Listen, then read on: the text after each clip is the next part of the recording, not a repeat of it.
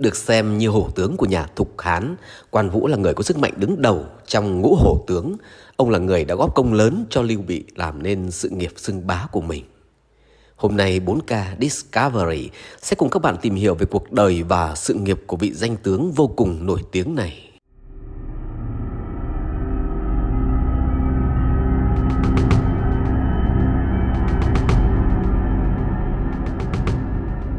Quan Vũ hay Quan Công sinh khoảng vào năm 158 và mất năm 220, thọ 62 tuổi.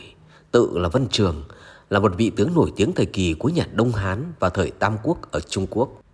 Trong dân gian, Quan Vũ thường được xem là anh em kết nghĩa với Lưu Bị và Trương Phi. Ông đồng thời là người đứng đầu trong số ngũ hổ tướng của nhà Thục Hán, bao gồm Quan Vũ, Trương Phi, Triệu Vân, Mã Siêu và Hoàng Trung. Trong Tam Quốc diễn nghĩa, Lưu Bị, Quan Vũ và Trương Phi từng làm kết nghĩa tại Vườn Đào. Sau này Quan Vũ đã được phong làm tiền tướng quân, chức vụ cao nhất trong quân đội nhà Thục Hán. Quan Vũ được đánh giá là một vị tướng có tài năng, võ nghệ dũng mãnh, được người đương thời nhận xét là sức địch vạn người, hổ thần một thời, có phong độ quốc sĩ, có tài và có nghề.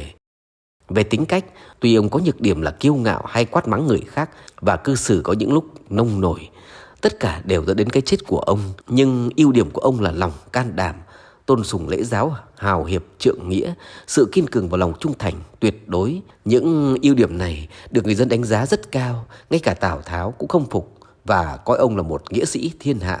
Ông được đời sau coi là một biểu tượng của những đức tính: danh lợi không đổi lòng, giàu sang không dâm loạn, nghèo hèn không nhụt chí, oai vũ không khuất phục.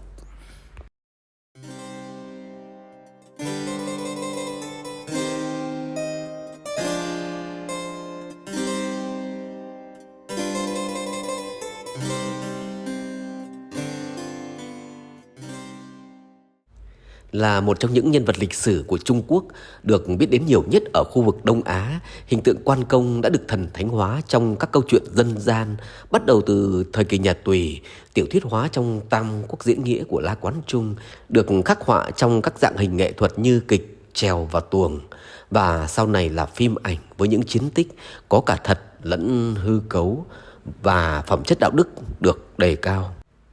Hơn 500 năm sau khi chết, vào năm 782, Quan Vũ được Đường Đức Tông đưa vào Võ Miếu, nơi thờ cúng các danh tướng trong lịch sử. Sau đó lại được các hoàng đế nhà Tống, nhà Nguyên, nhà Minh, nhà Thanh phong tước, phong đế, được thờ cúng ở nhiều nơi. Nhờ Thanh Thái Tổ là người hâm mộ tiểu thuyết Tam Quốc diễn nghĩa, vào thế kỷ 17, ông được các hoàng đế nhà Thanh 1636-1912 tôn vinh là Võ Thánh, một trong 10 vị thánh trong lịch sử Trung Quốc. Ông cũng là vị võ tướng duy nhất trong lịch sử Trung Quốc có một điện thờ riêng tại Đế Vương Miếu được nhà Minh, nhà Thanh xây dựng. Trong đó có thờ những vị quan văn, võ tướng tài năng đã tận trung nhất qua các triều đại. Và các võ miếu ở các làng xã Trung Quốc đều có tượng thờ ông với hình mẫu là mặt đỏ, râu dài, tay cầm cây thanh long, yển nguyệt đao và cưỡi ngựa xích thố.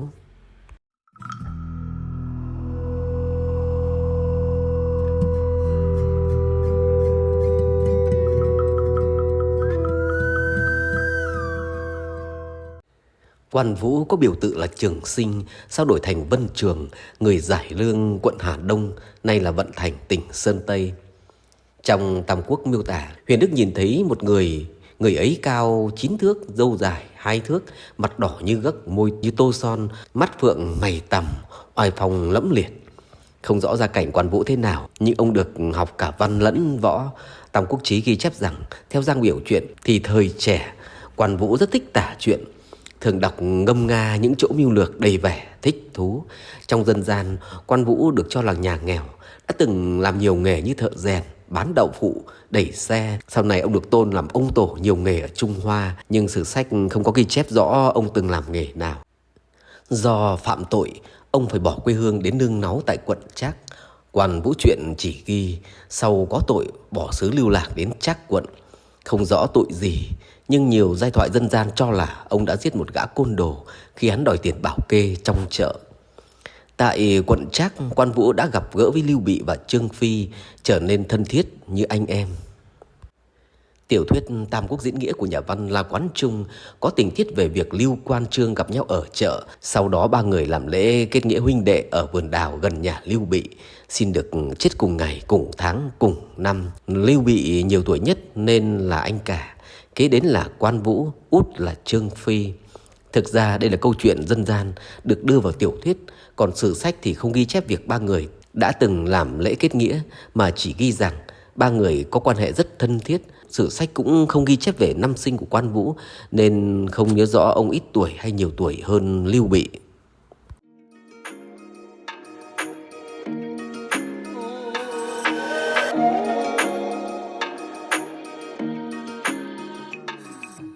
Năm 184, khởi nghĩa khăn vàng của Trương Giác nổi lên. Quan Vũ và Trương Phi theo Lưu Bị khởi binh tham gia cùng quân triều đình đánh dẹp quân khởi nghĩa.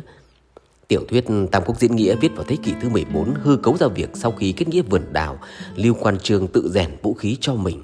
Quan Vũ rèn một cái đao lớn gọi là Thanh Long Yểm Nguyệt Đao. Tuy nhiên, Cổ Kim Đao Kiếm Lục viết vào thế kỷ thứ 5 lại ghi chép rằng Quan Vũ lấy sắt từ núi Võ Đô rèn nên hai thanh kiếm cho mình.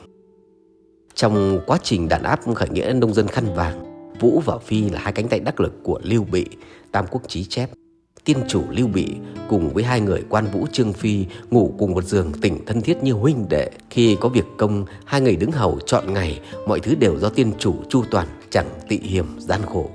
Lưu Bị theo Công Tôn Toàn vốn là bạn học từ nhỏ, bị coi như anh, được cho làm Bình Nguyên tướng quân, bèn bổ nhiệm Vũ và Phi làm biệt hộ tư mã, chia nhau thống lĩnh quân của Lưu Bị. Trong tiểu thuyết Tam Quốc diễn nghĩa, nhà văn La Quán Trung đã hư cấu thêm các tình tiết như nhân vật Lưu Bị vừa xuất quân đã liên tiếp thắng lớn, Quan Vũ và Trương Phi uy dũng chém chết các tướng giặc khăn vàng như Trình Viễn Chí, Đặng Mậu. Tất cả đều là nhân vật hư cấu, không có thật. Đồng Trác tiến kinh, khống chế triều đình, phế Hán thiếu đế, lập Lưu Hiệp làm Hán hiến đế. Đồng Trác chuyên quyền lộng hành, chư hầu khắp nơi rất bất bình.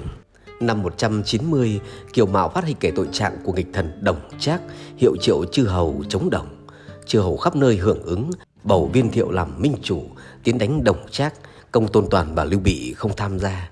Trong tiểu thuyết Tam Quốc diễn nghĩa, nhà văn La Quán Trung hư cấu chuyện nhân vật Quan Vũ tham gia hội liên minh, dễ dàng lập công chém chết nhân vật Hoa Hùng, khiến Tào Tháo cùng chư hầu đều ngưỡng mộ. Đây chỉ là tình tiết hư cấu. Thực ra Hoa Hùng bị quân Tôn Kiên đánh bại và hành hình năm 191 tại Dương Nhân. Việc Quan Vũ cùng Trương Phi Lưu Bị giao chiến với Lã Bố ở cửa ải Hổ Lao cũng hoàn toàn không có thật. Năm 193, Tào Tháo mang quân đánh Tử Châu báo thù cho cha, vì nghi quan mục Tử Châu Đào Khiêm đã chủ mưu giết chết Tào Tung, cha của Tào Tháo. Đào Khiêm cầu cứu thứ sử Thanh Châu là Điền Khải. Khải đã đến cầu cứu Công Tôn Toàn. Toàn bèn sai Lưu Bị đi cứu. Quan Công cùng Trương Phi đi theo Lưu Bị để đi cứu Tử Châu với mấy cánh quân cứu viện cùng quân của Tử Châu, tạo nên thế ỉ dốc khiến quân Tào không thể hạ được thành. Không lâu sau, Lã Bố đánh chiếm Duyện Châu của Tào Tháo. Tào Tháo buộc phải lui quân về để cứu. Tử Châu được giải vây. Đào Khiêm rất cảm phục Lưu Bị đã cứu giúp. Năm 194, do tuổi già sức yếu nên trước khi qua đời, Đào Khiêm tiến cử Lưu Bị làm Tử Châu mục.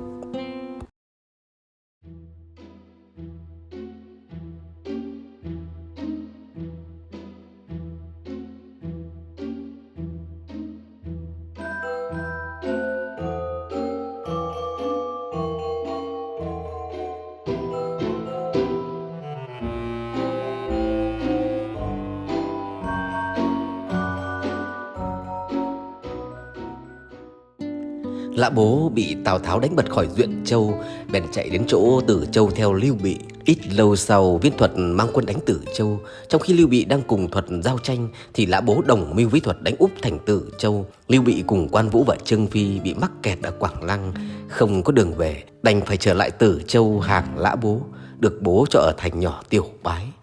Năm 198, Lã Bố lại trở mặt đánh Tiểu Bái. Tuy Quan Vũ và Trương Phi khỏe mạnh hơn người, nhưng vì quân ít nên vẫn bị bại trận và theo Lưu Bị chạy khỏi Tiểu Bái và cầu viện Tào Tháo. Tháng 9 năm đó, Tào Tháo và Lưu Bị hợp sức mang quân đến đánh Tử Châu để trừ Lã Bố. Quan Vũ cũng dự trận này. Quân Tào vây thành đến tháng 10, cuối cùng Lã Bố bị tướng của mình làm phản, bị bao vây ở lầu Bạch Môn, bị bắt và xử tử. Tam Quốc Chí trích dẫn Thục Ký và Ngụy Thị Xuân Thu chép rằng Lã Bố sai Tần Nghi Lộc đi cầu cứu Viên Thuật. Thuật giữ Nghi Lộc ở lại và gả cho vợ mới. Quan Vũ xin Tào Công, Tào Tháo cho được lấy vợ cũ của Tần Nghi Lộc là Đỗ Thị. Công đồng ý. Sau khi phá được Lã Bố, Vũ lại đến xin lấy người đó làm vợ. Công ngờ rằng Đỗ Thị có nhan sắc, mới sai người đem về xem trước, rồi giữ lại cho mình, nhận con của Thị là Tần Lãng làm con nuôi. Vũ trong lòng bất an. Sách Thục Ký chép rằng trong bước đường cùng, Lã Bố đã mang vợ mình đến chỗ Quan Vũ để lấy lòng ông, hy vọng ông sẽ nói giúp với Tào Tháo. Quan Vũ hỏi Tào Tháo rằng có nhận người đàn bà này được không? Tào Tháo nói rằng được. Nhưng sau đó Quan Vũ hỏi thêm mấy lần nữa, khiến Tào Tháo cảm thấy hứng thú và tò mò, bèn sai ông mang vợ Lã Bố tới. Khi Quan Vũ mang vợ Lã Bố đến cho Tào Tháo ưng ý và giữ lại chỗ mình. Trong tiểu thuyết Tam Quốc Diễn Nghĩa, La Quán Trung lược bỏ đi chuyện Quan Vũ xin Tào Công cho lấy vợ, lại hư cấu nên chuyện Quan Vũ và Lưu Bị quỳ xuống xin nhân vật Tào Tháo tha mạng cho tướng cũ của Lã Bố là Trương Liêu. Nếu điều này là thực thì Lưu Bị đã mắc một sai lầm lớn, bởi Trương Liêu sau khi quy hàng Tào Tháo đã trở thành một mãnh tướng vô cùng lợi hại sau này.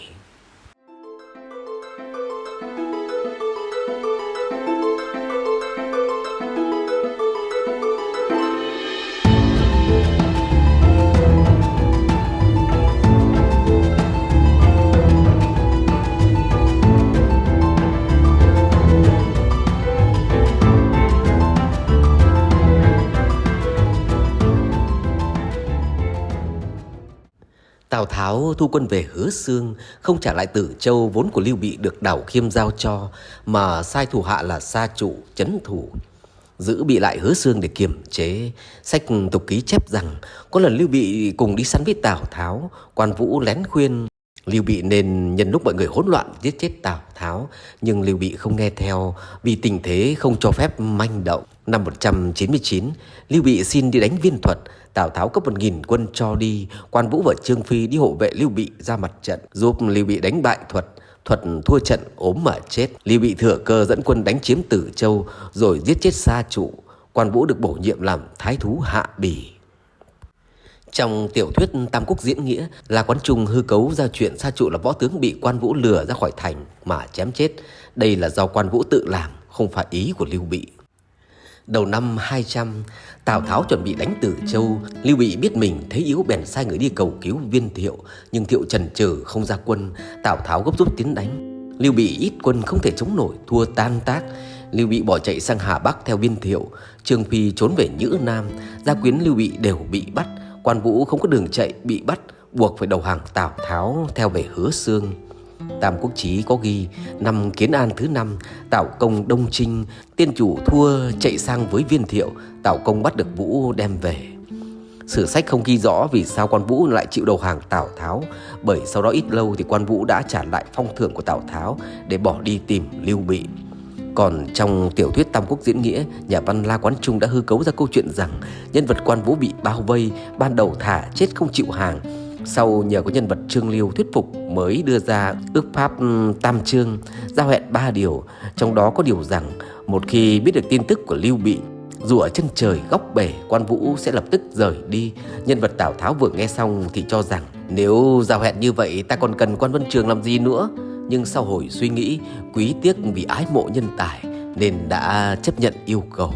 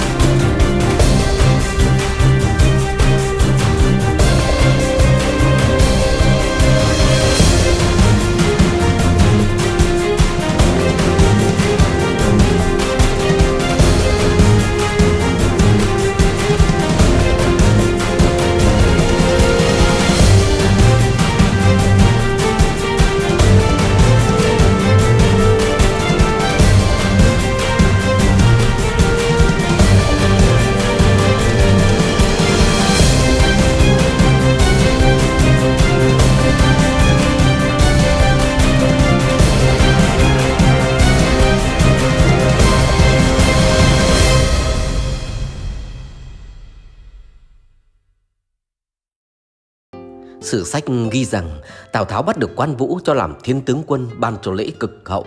Trong tiểu thuyết Tam Quốc diễn nghĩa là Quán Trung miêu tả nhân vật Tào Tháo cúi người quỳ gối xuống, tự tay cột lại dây giày cho Quan Vũ trước mặt ba quân, khiến Quan Vũ vừa bối rối vừa vô cùng cảm động.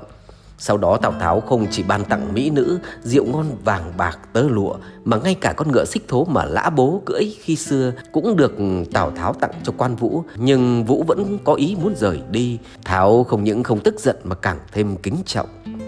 Tam Quốc Chí có viết: Tào Công thấy Vũ là người hùng tráng, muốn tỏ ý lưu lại lâu dài, mới bảo với Trương Lưu dò hỏi ý Quan Vũ. Vũ thở dài mà nói: Ta biết Tào Công đại ta rất hậu, nhưng ta đã chịu hậu ân của Lưu tướng quân, thề cùng sống chết chẳng thể bội ước được. Ta thả chết chứ chẳng ở lại được. Ý ta muốn lập công để báo ơn Tào Công rồi sẽ ra đi. Phó Tử viết: Lưu sợ Thái Tổ Tào Tháo giết Vũ, than thở rằng: Tào Công là chúa của ta, Vũ là anh em của ta, rồi đành phải báo lại ý định của Quan Vũ. Thái Tổ nói: Vũ thờ chúa không quên gốc, thật là nghĩa sĩ thiên hạ vậy.